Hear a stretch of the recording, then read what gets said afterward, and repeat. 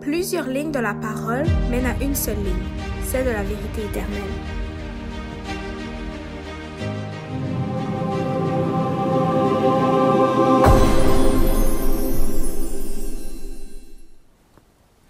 Bonjour et bienvenue à ceux qui vont écouter cette émission sur l'école du sabbat. Aujourd'hui, nous allons voir le début du deuxième voyage de Paul. Et on va voir aujourd'hui que ce deuxième voyage, qui était supposé être avec Barnabas, a finalement été avec Silas. Et nous allons voir pour quelle raison Paul a décidé de faire son voyage avec Silas. Est-ce que c'était pour une bonne ou une mauvaise raison? Est-ce que ça venait de Dieu ou non? Nous allons voir ça aujourd'hui dans cette émission. Et vous allez pouvoir voir aussi divers autres lieux que Paul a pu voyager et même que Paul a pu aller jusqu'en Grèce. Et justement, nous allons voir ça dans Acte 15 du verset 36 à Acte 16 au verset 15, avec un nouvel invité comme à chaque émission. Bonne écoute.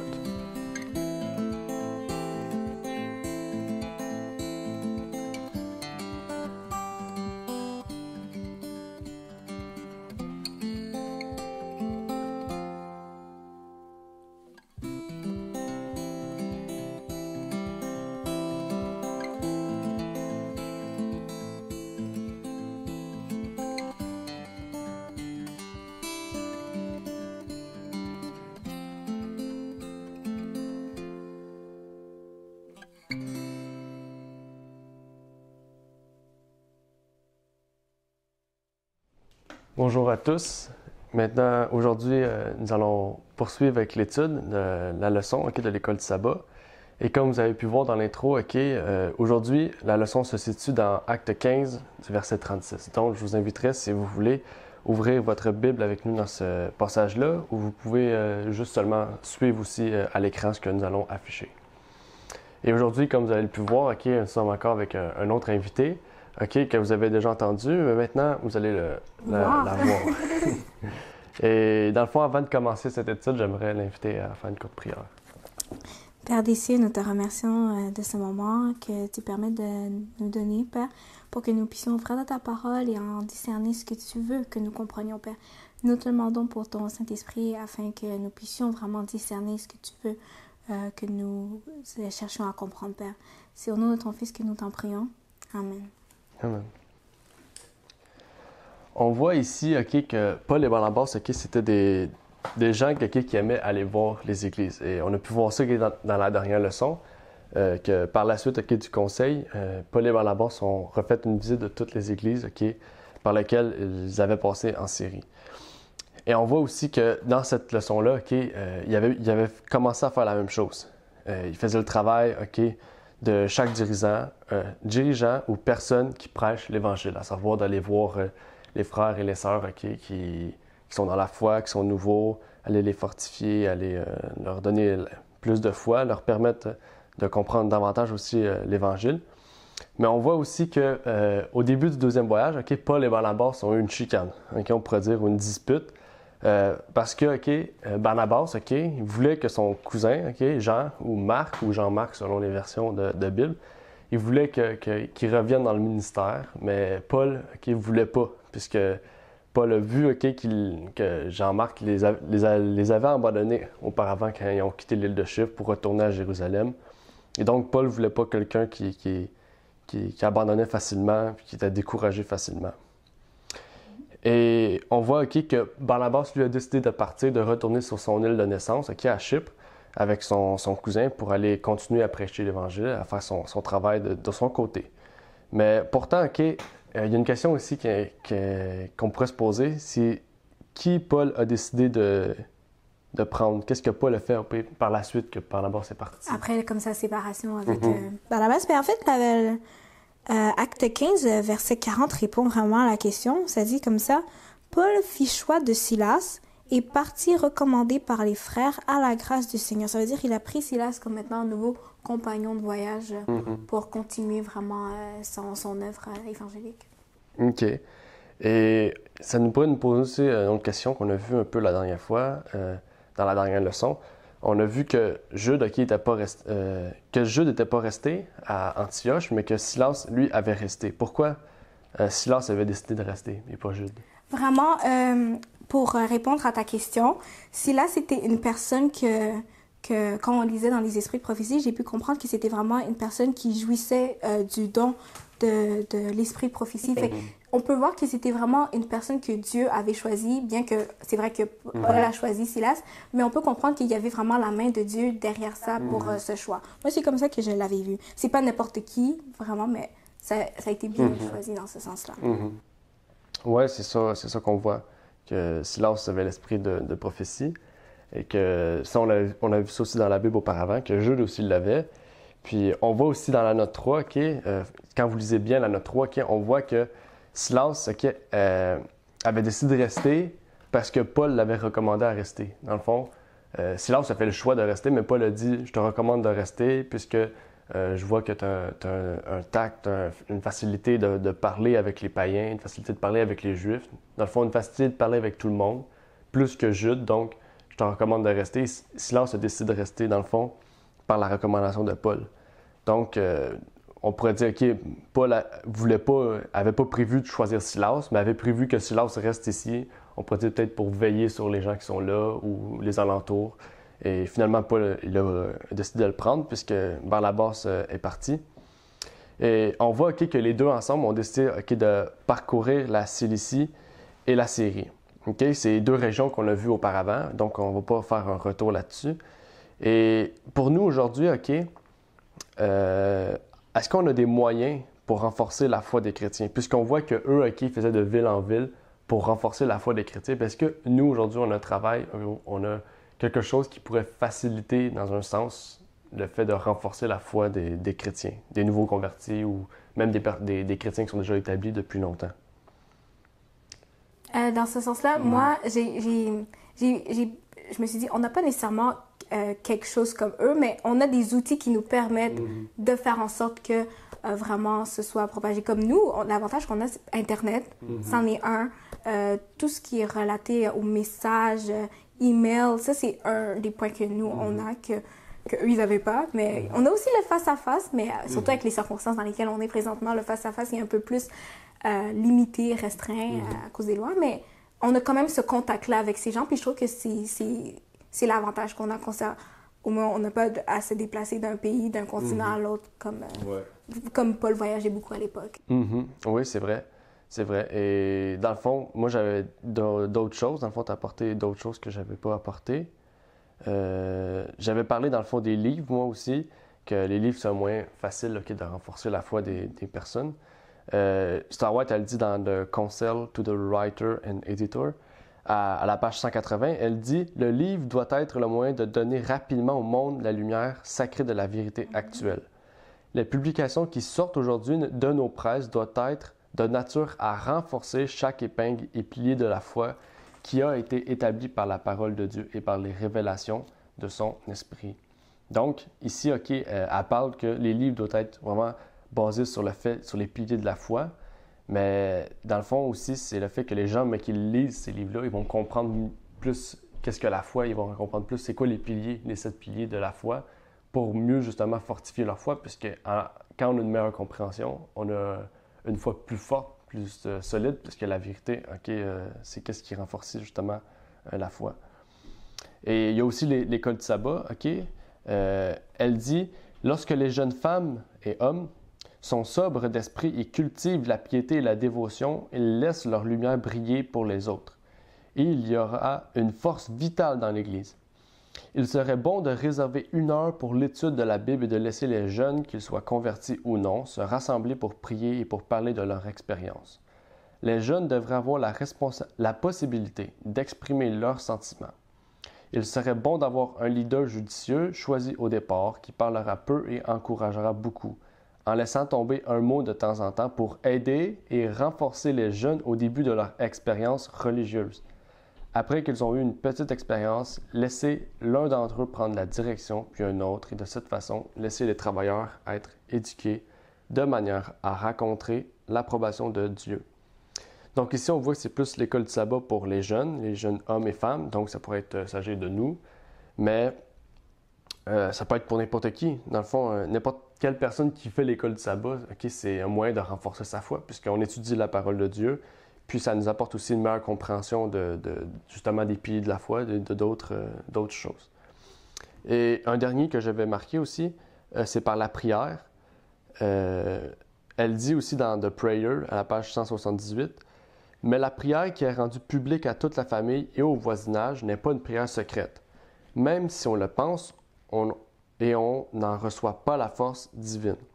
Douce et durable sera l'influence émanante de celui qui voit en secret, dont l'oreille est ouverte pour répondre à la prière venant du cœur. Par une foi calme et simple, l'âme est en communion avec Dieu et recueille sur elle des rayons de lumière divine pour la fortifier et la soutenir afin d'endurer les conflits de Satan.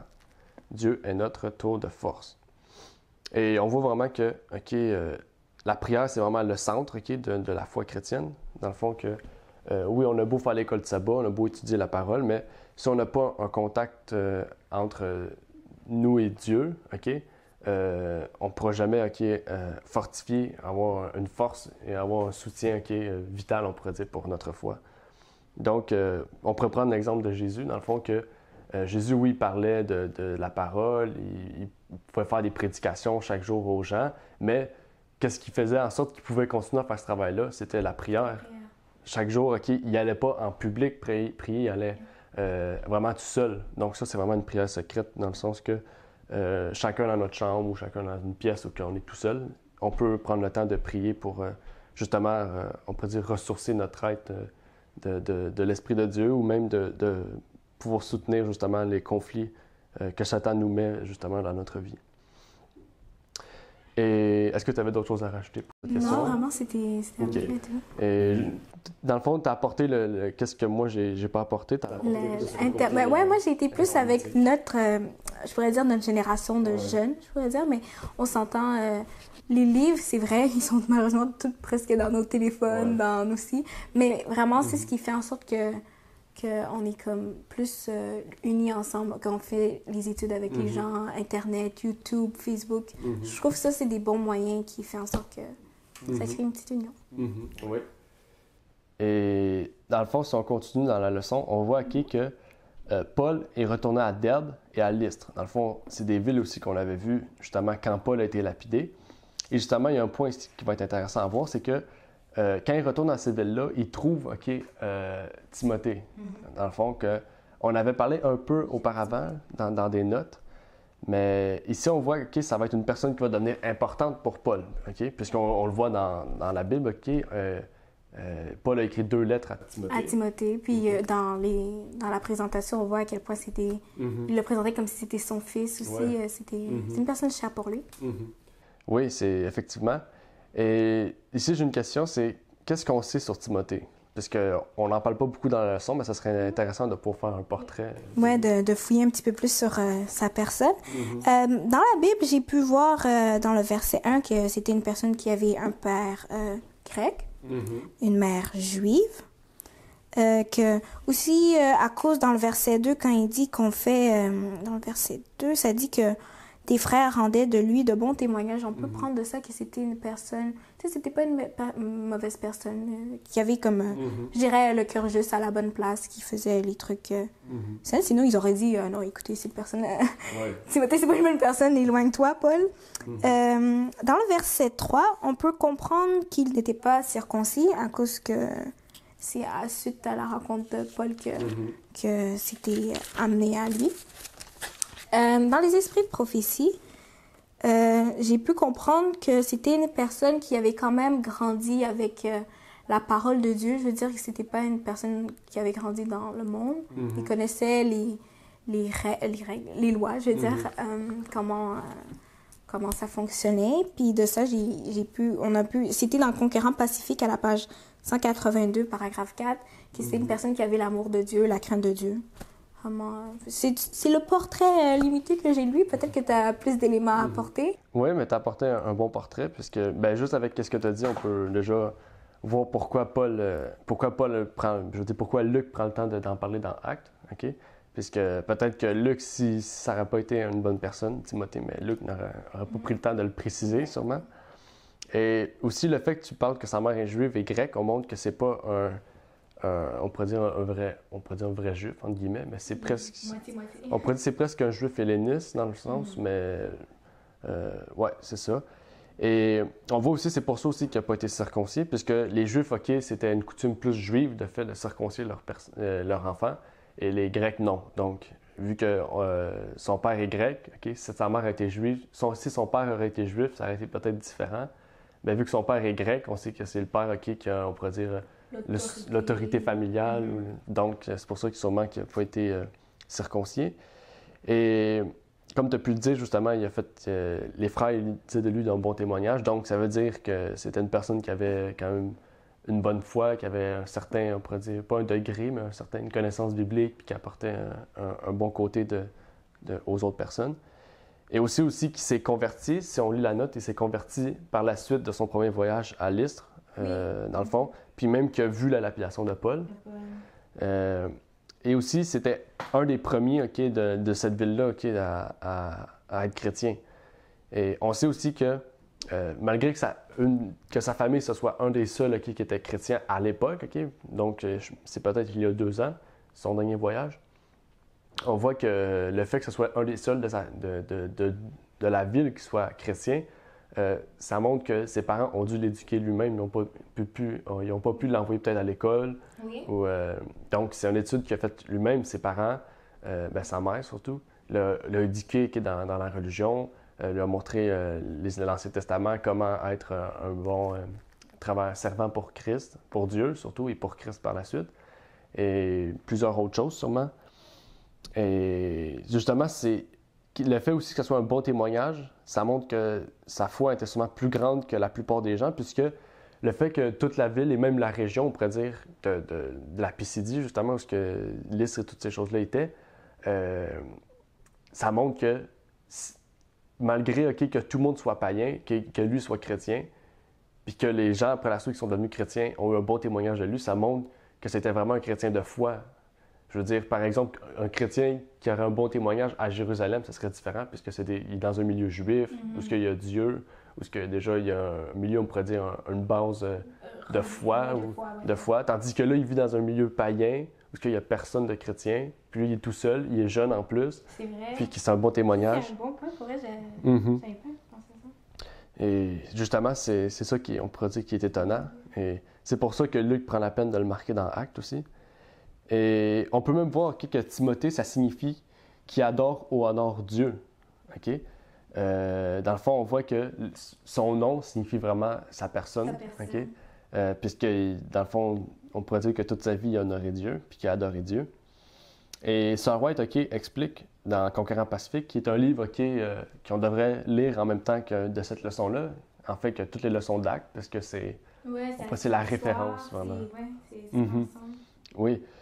Et dans la page 180, on voit le moment, Sir White reprend le moment avec plus de précision de la rencontre.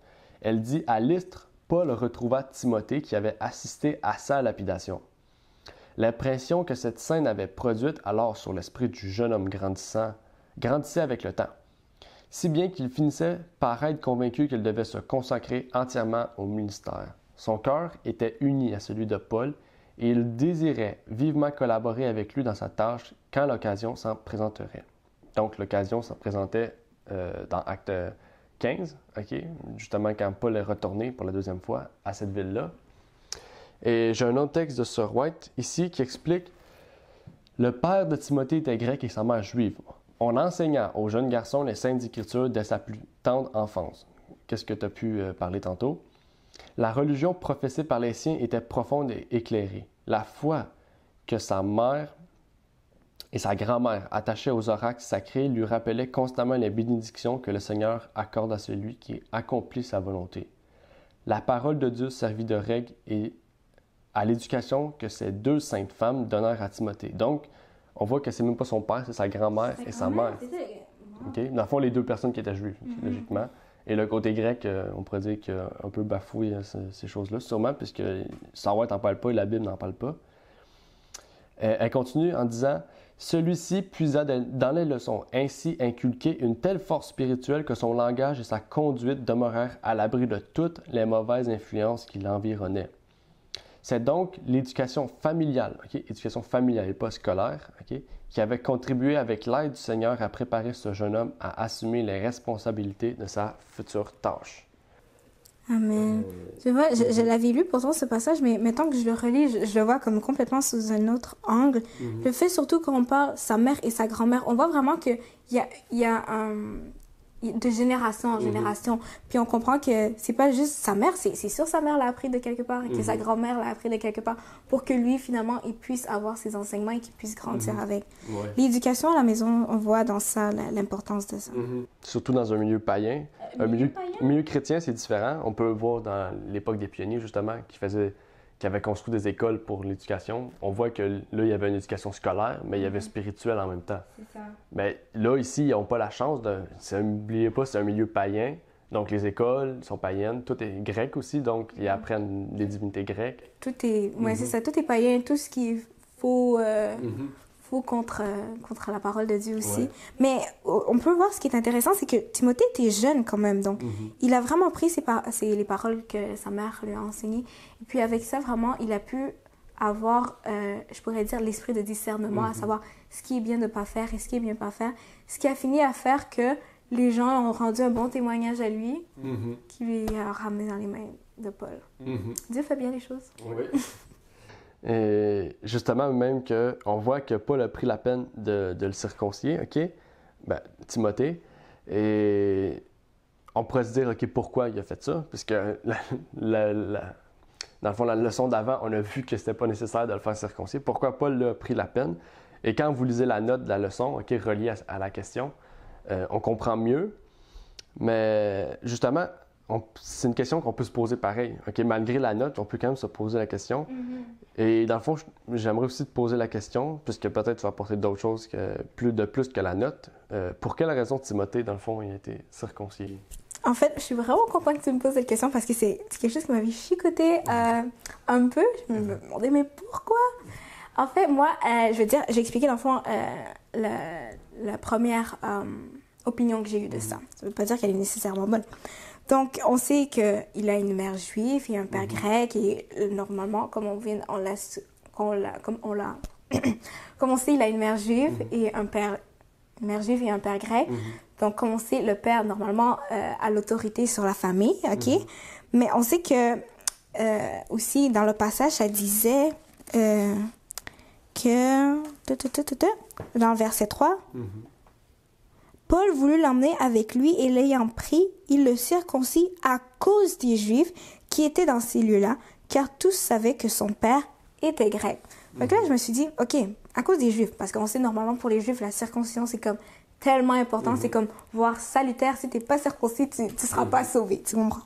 Fait que là, je me suis dit, OK, ben peut-être que Paul a agi de telle façon juste pour l'avancement de l'œuvre, pour pas que ça bloque le ministère de Timothée dans le futur, tu comprends? Pour pas que les Grecs puissent faire, non, mais t'es qui pour parler normalement? T'es même pas circoncis, fait que assieds-toi et tais-toi, tu comprends? Donc, c'est comme ça que je l'ai vu. Fait que là, je me suis dit, c'est juste pour l'avancement de l'évangile. C'est pas quelque chose qui est à titre salutaire que Paul a fait, mais juste pour que l'œuvre de Dieu, l'évangile, que la bonne nouvelle puisse être propagée, puis que ça facilite vraiment cet avancement. Oui, ça pourrait... C'est une bonne... Dans le fond, ton opinion est bonne. Ouais, c'est avec ça que je me suis dit. Ouais. Mais on voit qu'avec la note et tout, ça marche bien ensemble. Et dans le fond, c'est ça, c'est qu'on voit que Paul avait jugé, dans le fond, le discernement de Paul a permis à faire en sorte que ça ne soit pas entravé pour rien, dans le fond, de ne pas mettre un obstacle pour rien, inutilement. Exactement. Et dans le fond, puisqu'on sait qu'il y avait des Juifs qui étaient dans les synagogues comme tous les Juifs, et que Paul, Timothée, s'il aurait été sans être circoncis, il y aurait eu un obstacle, mais qu'il y a aussi dans les chrétiens, dans la chrétienté, il y avait les Juifs qui étaient traditionnalistes. Le fait qu'on a vu avant que beaucoup de Juifs croyaient que la circoncision, c'était ce qui amenait au salut dans la chrétienté. Donc, dans les deux cas, dans le sens que pour aller parler aux Juifs, il va enlever un obstacle, et pour aller parler aussi aux Juifs qui étaient chrétiens, il y avait un obstacle de soustrait, on pourrait dire. Et ça montre justement l'habileté que Paul avait, justement le tact, on pourrait dire, que Paul avait justement, la connaissance aussi, le fait qu'il connaisse aussi un peu ces choses-là pour enlever les obstacles. Oui, c'est vrai. Et dans le fond, le fait que Paul ait fait ça, c'est pas pour se soumettre aux pensées des Juifs, mais c'est vraiment pour enlever un obstacle pour faciliter le travail de Timothée. Parce que beaucoup auraient dit, ben Paul a fait ça. Dans le fond, Paul faisait tout le temps ça avec toutes les personnes qu'il amenait. Dans le fond, il a fait ça avec toutes les autres. Mais pourtant, on voit que c'est la seule occasion où que Luc prend la peine de le marquer. Donc, c'est sûrement le sens que pour Timothée, c'était important. Il y avait quelque chose d'important à remarquer. Et pour nous aussi, puisque pour l'époque de Paul, c'était ça, mais pour nous aussi, c'est une question qui peut être importante. Est-ce que ça se pourrait qu'il y aurait des choses qu'on doit faire pour soustraire un obstacle, dans le fond, pour faciliter notre travail de la vérité? Est-ce qu'il y a Moi, j'ai essayé de fouiller, de trouver. J'ai pas trouvé, mais je me suis dit que dans l'époque où on est présentement, les obstacles qu'on a, malheureusement, sont plus comme doctrinales. Et donc, je me suis dit que, veut pas, on a notre position et on va marcher avec ce que Dieu veut pour nous. Mais j'ai essayé de fouiller, j'ai pas trouvé vraiment comme un obstacle, comme on pourrait dire matériel, physique. Mais je me suis dit que même s'il y en a, on va pouvoir trouver un moyen de contourner ça tant que ça ne nuit pas à ce qui est la volonté de Dieu. C'est avec ça que je suis arrivée. Oui, je suis arrivé à peu près à la même chose.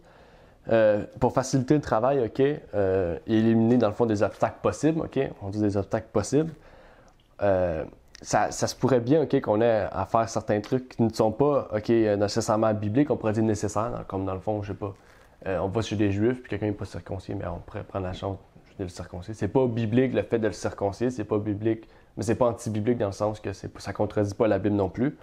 Donc, il faut aussi voir que ça, mettons, on va dans on va en Chine ou on va dans des pays comme ça, communistes, ou des pays où que la religion est vraiment différente que le christianisme général. Il y aurait peut-être des choses qu'il faudrait qu'on fasse pour, dans le fond, faciliter notre travail, OK? C'est pas un travail comme les jésuites, du sens qu'il faut infiltrer, intégrer tout leur point de vue pour amener la vérité. Non, c'est pas ce sens-là. C'est vraiment dans le sens que peut-être qu'il y aurait des coutumes ou des traditions ou des choses qu'on pourrait faire sans que ça détruise la vérité, qui faciliterait notre travail, dans le fond, pour que, justement, qu'on puisse amener facilement la vérité à ces derniers. Et dans Conquérant Pacifique, Ellen White, on en parle un peu de ce moment-là avec Paul et Timothée. Et elle dit, « Par précaution, Paul conseilla sagement à Timothée de se faire circoncire, non pas que Dieu l'exigeât, mais afin que cette question ne soulevât pas d'objection parmi les Juifs dans le ministère du jeune disciple. Au cours de son travail, l'apôtre devait aller de ville en ville et voyager dans beaucoup de pays. Il avait souvent l'occasion de prêcher le Christ dans les synagogues et dans d'autres lieux de réunion. Si l'on avait appris que l'un de ses compagnons de travail était incirconcis, sa tâche aurait pu en souffrir à cause de préjugés et du fanatisme des Juifs. Paul rencontrait partout une opposition farouche. Comme il désirait apporter à ses frères juifs ainsi qu'aux gentils la connaissance de l'Évangile, il cherchait avant tout, lorsque cela était compatible avec sa foi, c'est écrit compatible avec sa foi, à supprimer tout prétexte à ses ennemis. Cependant, bien qu'il fît de grandes concessions aux préjugés juifs, il croyait et il enseignait que la question de la circoncision et de l'incirconcision était sans importance, que seul comptait l'Évangile du Christ. Et dans le fond, c'est ça. On voit que c'est pas par obligation, ni par le fait de se soumettre à des puissances humaines, mais c'est vraiment par le fait de faciliter le travail. Et justement, vous pouvez vous poser des questions aussi. Pour nous aujourd'hui, qu'est-ce qui pourrait faire en sorte on pourrait dire, d'enlever moins d'obstacles pour la vérité, moins d'obstacles pour d'autres choses, là. C'est des questions qu'on peut se poser. Peut-être qu'on n'aura pas toutes répondu, quel obstacle aujourd'hui qu'on a, mais on a pu voir que c'est des choses qui peuvent arriver aujourd'hui. Et, OK, certains, OK, pourraient même, OK, si on prend vraiment le fanatisme extrême aujourd'hui, il y en a qui pourraient dire que Paul, OK, a fait un peu d'œcuménisme ici, dans le sens que le fait qu'il aille circoncire Timothée, c'est le fait que, regardez, on circoncis Timothée pour montrer qu'on est affilié avec les Juifs, mais dans ce sens-là. Moi, je suis allé vraiment dans un sens comme ça, parce que ça pourrait. Ça pourrait. Il y a du monde qui pourrait peut-être penser ça. Et est-ce que dans le sens, OK, que Paul se soumet à une tradition juive, puisque c'est une tradition juive, et non chrétienne, pourquoi, OK, cela ne pourrait pas être classé, on pourrait dire, réellement dans l'œcuménisme, si on ferait ça aujourd'hui? Si tu me permets ici, je vais ouvrir une petite parenthèse. Ouais. Dans le fond, qu'est-ce que l'œcuménisme? Donc, on peut savoir que l'œcuménisme, c'est aujourd'hui, tel qu'on le connaît, c'est le regroupement ou l'union ou l'assemblée de toutes vraiment les chrétiens qui croient en Jésus, on pourrait dire ça comme ça, que ce soit catholique, que ce soit protestant, baptiste, évangélique, méthodiste, tout le regroupant ensemble, adventiste y compris, pour vraiment faire un culte et se réunir. Ben, en tout cas, juste se réunir comme ça. Maintenant, plusieurs vraiment chrétiens de plusieurs dénominations participent à ces réunions-là. Maintenant, c'est à se demander, ces réunions-là, est-ce que c'est la volonté de Dieu? Est-ce que ça va avec ce que Dieu veut pour nous? Maintenant, je vais réutiliser le mot qu'on a utilisé quand on a lu le passage de l'animal. Est-ce que c'est compatible à notre foi? Du coup, parce qu'on sait que dans ces réunions, il est interdit vraiment, par exemple, d'évangéliser un catholique pour essayer qu'il devienne méthodiste, ou d'essayer d'évangéliser un protestant pour qu'il devienne baptiste. Je pense que le terme pour ça, c'est faire du prosélytisme, Et maintenant, s'il est interdit de faire du prosélytisme normalement dans quelque chose comme ça, c'est à se demander, nous, en tant que chrétiens, surtout de notre dénomination, lorsque on rencontre une personne, c'est quoi que nous, on doit faire normalement? Essayer de l'avertir des messages prophétiques de notre temps, des messages de la fin des temps, sur les messages des 3 anges. Maintenant, j'ai pas le droit de faire ça. Est-ce que ça va avec la volonté de Dieu ou pas? Parce que maintenant, tu resterais ce qui est compatible à ma foi, parce que j'ai pas le droit de t'évangéliser, de te parler du message des 3 anges. Fait qu'on peut voir déjà que c'est quelque chose qui est contre vraiment, on pourrait dire, notre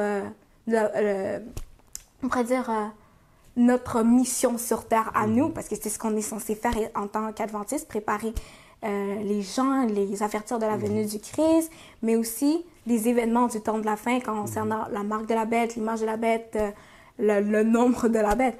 Maintenant, si dans ces réunions-là, déjà, je ne peux pas faire ça, c'est que c'est quelque chose qui est mauvais, parce que ça vient nuire à mes doctrines et je ne peux pas en parler. Mais est-ce qu'on peut dire que Paul a fait quelque chose comme ça? Est-ce qu'il a touché quelque chose qui était de fondement de sa foi, qui était compatible à sa foi lorsqu'il a circoncis Timothée? Mais non, il n'a pas fait ça. Donc, on peut voir vraiment la différence ici entre le fait qu'il y ait l'échange en vue d'évangéliser, mais aussi, en plus que nous, on a le message concernant le sabbat, qui est l'un de nos fondements de foi. Donc, je ne peux pas aller voir une personne du dimanche et lui expliquer l'importance du sabbat, qui est le 4e commandement de Dieu qui dit « Souviens-toi ». Pourtant, vous l'avez oublié et on cherche à vouloir vous faire souvenir de ça. Donc, en nous empêchant de faire cette évangélisation, ça vient nuire à notre compatibilité de foi. Maintenant, est-ce que Paul a fait un acte qui est contraire à sa compatibilité de foi? Non. Fait que, aussi, on voit la différence entre vraiment ce qui est doctrinal et on pourrait dire comme plus pratique, si je peux le mettre comme ça. Oui, c'est effectivement, c'est ça. Oui, on voit vraiment que c'est ça, il y a une différence entre ces deux choses-là. Justement, l'œcuménisme, ça touche plutôt les doctrines. Et c'est le fait de détruire des doctrines ou points de foi bibliques pour une union illicite, dans un sens. Oui, c'est ça. Et pourtant, c'est ça, Paul n'a rien détruit, il n'a détruit aucun point de foi chrétienne, parce que, comme tu as dit, c'est pratique. C'est quelque chose, on pourrait dire, de physique. C'est pas vraiment un point spirituel ou biblique dans ce sens-là. Et justement, si on continue, on voit que Paul a demandé par la suite aux frères de suivre les décisions des apôtres et des anciens de Jérusalem. Dans le fond, Paul a recommandé encore davantage de continuer de suivre ce que les apôtres et les anciens avaient dit. Dans le fond, si on se rappelle, les décisions, c'est la lettre, OK? Qui avait un compte-rendu un peu des décisions, de montrer aussi, de fortifier la foi de chacun. Et qu'on devait, dans le fond, suivre cette lettre-là, le fait de ne pas faire vraiment du traditionnalisme, dans le sens qu'il ne faut pas dire aux frères vous devez faire ci, ça pour être sauvé, vous devez être circoncis, vous devez, je sais pas, d'autres choses, d'autres traditions juives. Et on voit que dans leur travail, qu'ils ont été dirigés justement par le Saint-Esprit. Justement, puisqu'il y a des places où ils ne pouvaient pas aller, le Saint-Esprit leur disait de ne pas aller là, d'aller ici, d'aller ici. Et on voit que le voyage de Paul et Silas était vraiment dirigé par le Saint-Esprit. Et dans cette leçon-là, on voit vraiment qu'il y a deux régions particulières qu'on prend connaissance, des nouvelles régions. On parle de la Phrygie, de la Galatie. Galatie, on va en parler plus tard, puisque le livre de Galates en parle justement. Le livre de Galates a été écrit pour les Galaties, dans le fond, les Galatiens qui étaient dans la Galatie, dans le fond. Et à l'écran, vous allez pouvoir voir justement où se situe la Galatie et la Phrygie, dans le fond, qui est deux régions historiques, OK? Et la Galatie, dans le fond, comme j'ai pu le dire, c'est vraiment le livre que Paul a écrit à Galates. Le livre, on dit le livre, mais c'est une lettre, OK? C'est des lettres, dans le fond, que Paul écrivait à différentes villes. Et dans le fond, vous pourrez voir sur la carte des régions que nous avons déjà vues, OK? Dans le fond, sur la carte, je vais mettre les différentes régions. Vous allez pouvoir voir les différentes régions que nous avons vues, plus les nouvelles. Dans le fond, la Chypre, la Cilicie, la Pamphylie, la Pisidie, Cappadoce, l'Icaonie, dans le fond, c'est toutes des régions, on pourrait dire, du pays aujourd'hui qui serait la Syrie, dans le fond. Et par la suite, ils sont allés en Mésie, OK?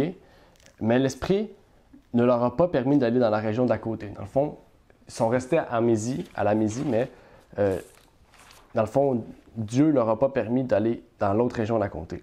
Donc, ils sont descendus dans une ville, OK, qui était nommée Troas, OK, qui est dans la Mésie, dans le fond, dans la région. Et aujourd'hui, OK, cette ville se nomme Alexandrie de Troade, OK? C'est pas Troas, c'est vraiment Alexandrie, qu'on pourrait prendre en termes courts, mais c'est la même ville, OK? Et il ne faut pas oublier aussi que cette ville-là, Troas, se situe pas dans la région de Troade, OK, qui est plus loin que la Mésie. C'est vraiment dans le côté. Dans le fond, la Troade, c'est la région qui est à l'extrémité vraiment de la Syrie, dans le fond, qui relie quasiment presque avec la Grèce, dans le fond. Et cette cité, OK, c'est près de l'Hellespont, OK, qui était une ville maritime florissante, qui était justement le centre de communication entre la Macédoine et l'Asie mineure. Dans le fond, c'est par cette ville-là que Paul et Silas sont allés pour aller, dans le fond, en Grèce, quand on va voir plus loin par la suite. Et dans le fond, cette ville-là se situe à côté de la ville qu'on connaît très bien, la ville de Troie, OK, qui, je pense, c'est à 25 ou 26 km à peu près de cette ville-là. Dans le fond, Paul a passé près de cette ville-là, dans le fond, qui est une ville aujourd'hui que plusieurs connaissent, OK, à cause on pourrait dire, de films, de livres, etc. Ouais, l'histoire. Ou l'histoire de Troie. Et qu'est-ce qui est intéressant, justement, parce que je dis beaucoup d'histoires, de lieux et tout ça, mais c'est pour nous apporter un point, c'est que on voit que l'Esprit les a conduits dans ces lieux-là, mais que aussi Paul a eu une vision par la suite. Et j'aimerais savoir c'est quoi, pourrais-tu me décrire la région, me décrire dans le fond la vision de Paul. Parfait. On va lire dans le verset, Acte 16, le verset 9. Pendant la nuit, Paul eut une vision. Un Macédonien lui apparut et lui fit cette prière. Passe en Macédoine, secours-nous. Donc déjà là, on voit un Macédonien, donc une personne qui vient de Macédoine. Puis vraiment, il lui fait secours-nous. Fait qu'on peut voir que de cette vision-là, bref, c'est comme un appel SOS à Paul via cette vision. Donc c'est un autre déplacement, on peut associer ça à un autre déplacement, je pense. Et c'est là que Paul, justement, va prendre l'Hellespont, OK, qui est, dans le fond, la ville qui va pouvoir les conduire jusqu'à Macédoine. Dans le fond, il ne faut pas oublier, la Macédoine, c'est en Europe, OK? C'est là que Paul va pouvoir aller en Grèce pour la première fois. Et dans le fond, ils sont donc partis de Troas, OK, pour aller justement dans cette ville-là, pour pouvoir aller faire le chemin jusqu'à Macédoine. Mais ils sont passés aussi par d'autres villes qu'on va parler maintenant. Dans le fond, par Samothrace, OK, qui est on pourrait dire une ville. Dans la Bible, je sais qu'ils n'appellent pas ça vraiment une ville, ils appellent ça, je pense, une cité ou une région, je ne suis pas sûr. Et on voit que c'est une île, en fait, OK? Et dans le fond, il faut passer par là pour passer par la Grèce, OK? Puisqu'il y a d'autres îles qui entrament, on pourrait dire, le chemin. Et peut-être que le fait de passer par là, c'était risqué, donc il fallait qu'il passe par Samothrace, dans le fond, où Paul est allé. Et justement, dans cette ville-là se situe dans la mer d'Égée, dans le fond. C'est pas vraiment dans la mer de Méditerranée, mais c'est vraiment dans une mer qui est à côté vraiment de la Méditerranée. Dans le fond, cette mer-là les amène justement vers les rivières, vers les plus petits lacs, on pourrait dire, de cette région. Et il ne faut pas oublier que le fait que là, Paul se rapproche vraiment de la Grèce, ça les rapproche aussi vraiment des divinités grecques davantage. Parce que là, ils vont être au centre la païenté. Oui, de l'Antiquité, on pourrait dire grecque, parce qu'à cette époque-là, les Grecs sont plus la puissance, justement. Mais on voit vraiment qu'ils se rapprochent beaucoup des places où que les Grecs sont en puissance, justement les païens aussi. Et dans le fond, ils sont partis à Néapolis, qui signifie nouvelle ville en français. Et cette cité ou ville, qui c'est maritime, c'est le port, dans le fond, de la ville de Philippe. Là, dans le fond, on voit qu'ils sont arrivés à Philippe. Et à Philippe, il y a un port qui s'appelle Néapolis, ou une ville, Et dans le fond, quand ça y arrive à ce moment-là, il arrive en Macédoine. Et on voit qu'ils sortent le sabbat pour aller prier. Puisque quand ils sont arrivés, c'était sûrement dans les alentours du sabbat. Donc, ils sont allés le sabbat prier. Justement, prier près d'une rivière, justement pour sortir peut-être du bruit, sortir des bruits de la ville pour aller vraiment dans le silence, dans la paisibilité. Dans un lieu paisible. Oui, un lieu paisible, paisibilité. Et on pourrait se poser une question, dans le fond, pourquoi sont allés prier dans une rivière là, dans cette rivière, dans le fond? Dans cette rivière, ça, c'est une bonne question. Puis vraiment, quand j'ai pu voir, j'ai été chercher, puis je me suis rappelé qu'il y a un autre personnage dans la Bible. C'est vraiment, mon cerveau a vraiment pensé à ça brièvement, mais c'était Daniel lorsqu'il était près du fleuve d'Idékel. Mais je me suis dit, on dirait les eaux sont associées à quelque chose de calme lorsque ça vient pour prier. C'est pas comme si tu vas trouver plein de monde là, puis c'est comme c'est calme, fait que tu vas pouvoir faire ta prière, justement comme tu viens de le mentionner. Fait que c'est pour ça que je me suis dit, c'est peut-être comme pour tout le monde, juste près d'un cours d'eau où l'eau coule tout doucement, puis c'est juste calme et paisible à faire une prière. Puis le passage que j'ai trouvé, malheureusement, je ne l'ai pas écrit, c'est un lieu où Daniel, lui, après, avait eu une vision ensuite. Donc, on peut voir que c'est comme aussi un endroit où, comme, tellement calme que ta vision, comme Dieu lui a permis d'avoir une vision. En tout cas, j'ai pensé brièvement à ça, puis je me suis dit, c'est peut-être pour ça qu'ils ont cherché quelque part de calme, de paisible, où il n'y a pas de bruit. Tu vois, la prière, surtout, des fois, prière secrète, tu veux pas comme de distraction autour de toi ou de... Oui, effectivement, c'est ça. Tu peux donner l'exemple de Daniel, il y a Jésus, on pourrait l'exemple de Pierre, on pourrait prendre plein d'exemples, Jean aussi, il y a plein d'exemples bibliques. Et Sir White dit dans son livre Prayer, à la page 179, il est impossible pour l'âme de s'épanouir alors que la prière n'est pas un exercice spécial de l'esprit. La famille ou la seule prière publique ne suffit pas. La prière secrète est très importante. Dans la solitude, l'âme est mise à nu sous l'œil attentif de Dieu et chaque motif est examiné à la loupe. Prière secrète, comme c'est précieux. L'âme en communion avec Dieu. La prière secrète ne doit être entendue que par le Dieu qui entend la prière. Aucune oreille curieuse ne doit recevoir le fardeau de telles pétitions. Dans la prière secrète, l'âme est libérée de l'entourage des influences, à l'abri de l'excitation. Calmement, mais avec ferveur, atteindra-t-elle après Dieu? La prière secrète est souvent pervertie et son doux dessein perdu par une forte prière vocale. Au lieu de la confiance calme et tranquille et la foi en Dieu, l'âme tirée en bas, les tons humbles, la voix est portée à un niveau élevé et l'excitation est encouragée et le secret de la prière perd son influence adoucissante et sacrée. Et vraiment, c'est un beau texte de Sir White, mais ça exprime vraiment l'importance de la prière secrète.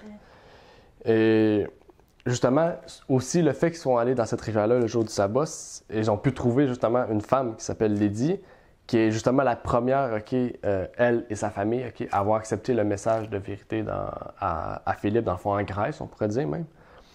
Et il y a une question qui pourrait aussi nous être posée. Qu'est-ce qui a fait en sorte que c'était une véritable conversion de sa part? Une véritable conversion de sa part. Moi j'ai été dans le sens, en suivant le fil de la prière, dans le fond, ils se sont retrouvés dans un lieu, tous les deux, tout ensemble, dans le fond, pour que Paul rencontre son nom. Pour que Paul rencontre... Son nom m'échappe, attends. Lydie. Ouais, Élydie. Oh my gosh. Pour que Paul rencontre Élydie, c'était vraiment, quand tu y penses, c'était dans un lieu secret, ben, comme on pourrait dire comme calme, puis pas de bruit, c'était calme et paisible, comme un lieu de prière, tu comprends? Fait que là, je me suis dit, c'est comme si il cherchait à montrer que c'était dans le même niveau. C'est pas comme si tu vois, elle a été priée en public devant tout le monde, mais elle avait cherché comme si cette crainte de Dieu, puis cette sérénité pour pouvoir prier aussi. Moi, c'est dans ce sens-là que j'avais pris. Fait que tu pouvais voir qu'ils essayaient de nous montrer que Paul et Élydie, dans le fond, ils ont le même genre mode de vie, oui, c'est un mode de vie qui fait en sorte que ça peut montrer que elle veut, c'est une vraie conversion parce que vraiment, on dirait qu'elle cherche pas à exposer sa foi ou ça. C'est juste comme calmement près d'une rivière.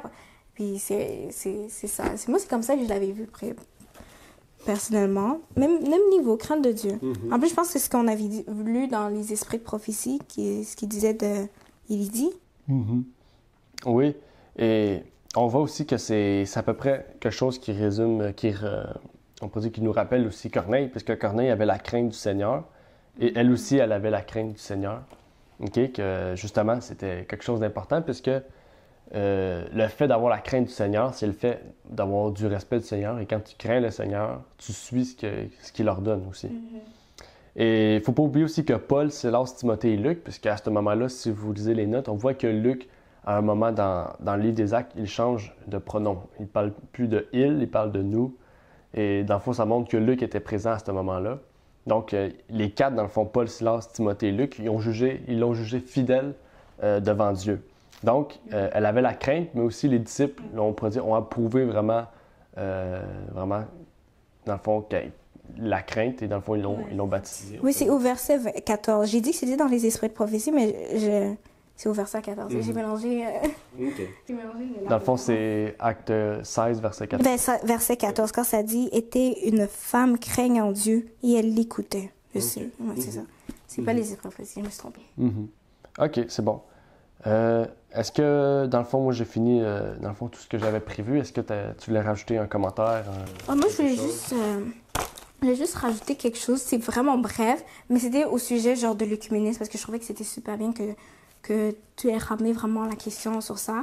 Puis comme on a pu le voir vraiment, l'œcuménisme, c'est pas quelque chose qui est comparable à quelque chose comme la circoncision ou une autre type, je pourrais dire, de tradition de l'époque. Parce que ça cherche pas vraiment à détruire les fondements principaux de notre foi. Donc, on sait vraiment, le sujet de l'œcuménisme, c'est tellement un sujet vaste et pourtant tellement important sur nous, surtout pour nous à l'époque du temps de la fin.